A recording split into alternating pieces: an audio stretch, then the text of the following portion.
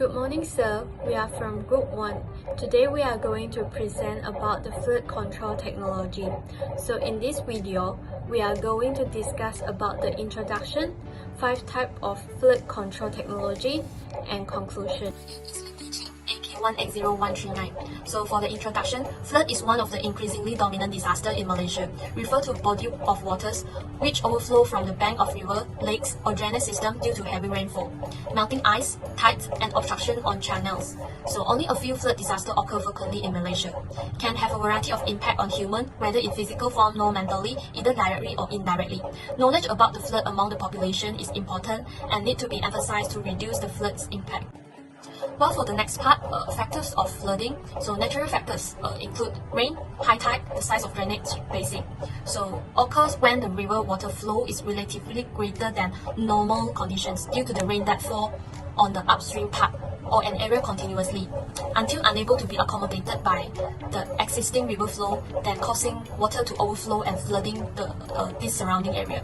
So the human factor consists of the development of catchment area or flood plans, inadequate drainage infrastructure, imperfect drainage system maintenance, discharge or burst water dam, and area increase urban impervious. For the next part, the impact of flood disaster.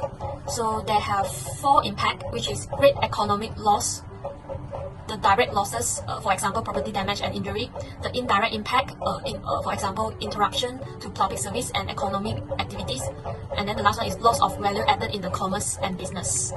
For the next part, disaster management in Malaysia. So for the first one is Directive No. 20 Principles and Mechanism, National Disaster Management and Assistance provided by the National Security Council.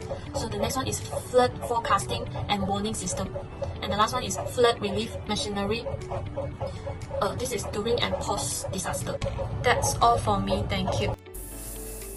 Good morning, Doctor. My name is Liu Jingyi. My metric number is AP180154. Now I present about the surveillance technology. Surveillance technology is device or system primarily designed and used or intended to be used to collect and retain audio, electronic, visual, location, or similar information associated with any specific individual or group of specific individual for the purpose of tracking, monitoring, or analyzing associated with the individual or group of individual. The example of surveillance technology include drone or unmanned aerial vehicle (UAV) with camera or monitoring capability, automated license plate reader, closed circuit camera or television, and cell site.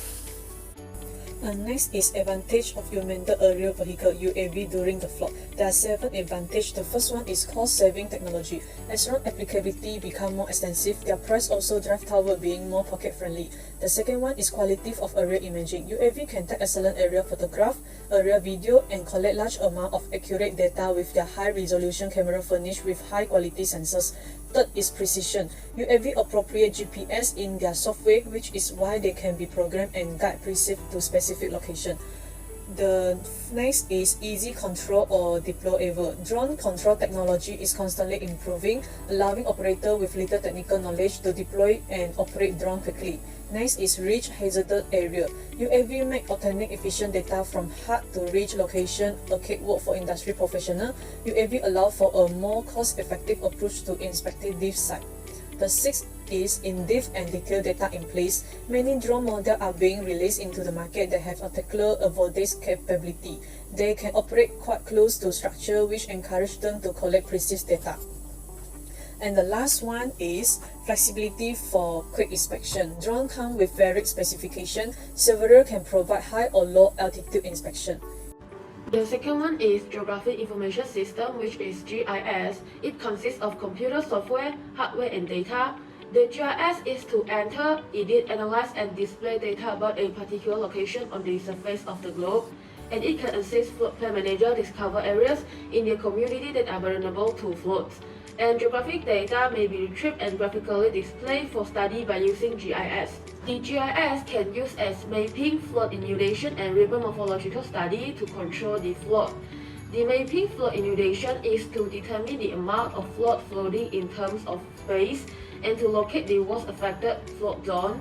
And it also can to assess the effect of flood on environmental issues such as beaches, forests, and open space. And the mapping flood inundation is also to organize a relief effort and to determine the extent of the damage. While the river morphological study is to determine how the river course has changed through time, and to locate locations along the river's flow that are prone to erosion, and to investigate the effectiveness of flood control structure. There is a lot of benefit of applying GIS technology into the flood control. The GIS can target the higher risk location and to assess evacuation requirements, which this can reduce fatalities, and to lower risk place less limited, fewer business interruption, less time and money spent arguing maps, eventual payback on free boat costs, and prudent flood plan investment including infrastructure. This can reduce property loss, and to lessen the business disruption, fewer interruption to public services. This can minimize loss of business, and the natural storm water management, improve water quality and increase biological variety. This can preserving the flood natural. Good day, Doctor. I'm Chan Jia Hao. So now I'm going to continue present the type of flood control technology. The third technology is flood warning system. It is to provide crucial information to the public about flood incident at the high-rise and affected area. The most effective flood warning method extends beyond the installation of gauge and telemetry equipment and employ qualified staff and carefully design procedures to provide the earliest warning about whether a flood should be expected, when it will occur, and how severe it will be. This guide offers instruction to individuals, communities and organizations interested in establishing and operating flood warning system. There are two types of flood warning system. The first is automated flood warning system. Three basic factors: data collection via gauging, data processing and the hardware and software required, and the dissemination and flood warning information. The second is alert gauge. It performs two primary tasks, which are sensing and communicating.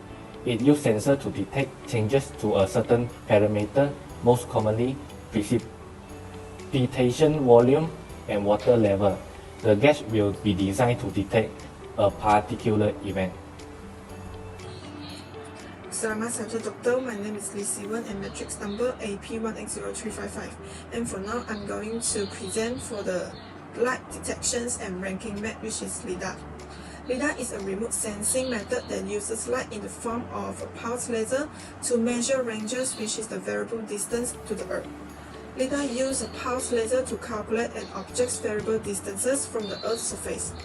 This light path put together with the information collected by the airborne system generate accurate 3D information about the Earth's surface and the target object.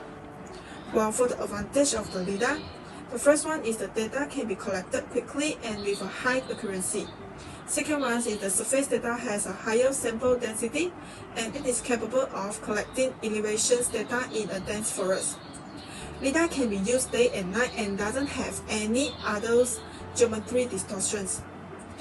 It can be integrated with other data sources and has a minimum human dependence. LIDAR will not affected by extreme weather and can be used to map inaccessible and featureless area. LIDAR is required a low cost while with a high accuracy. Okay, that's all for me. Thank you. Good day, Doctor. My name is Fong Xia. My number is AP180147. Today, I would like to present about my part, which is the fifth technology to control flooding. So, my technology is satellite technology. Climate change has increased the severity and frequency of extreme precipitation. As a result of climate change, it is necessary to develop effective strategy for emergency flood management plan to effectively anticipate and limit the negative effect of flood. It is necessary to incorporate the use of high technology techniques, for instance, using satellites such as tropical rainfall measuring mission, short form is TRM, and soil measure of ocean salinity, short form is SMOS. First is tropical rainfall measuring mission, TRM. When the ground is dry, it appears warm, therefore more microwaves are emitted. When the ground is wet, it appears cooler, so less microwaves are emitted. If the soil is already saturated from previous rain, a heavy storm could mean trouble and the warning can be issued to the people in flood-prone area. Because the ground soaks up less moisture when it is saturated, it is likely that a flood could occur in an area where the ground is significantly moistured, as the soil cannot absorb any more water. So the next one is soil measure and ocean salinity, SMOS.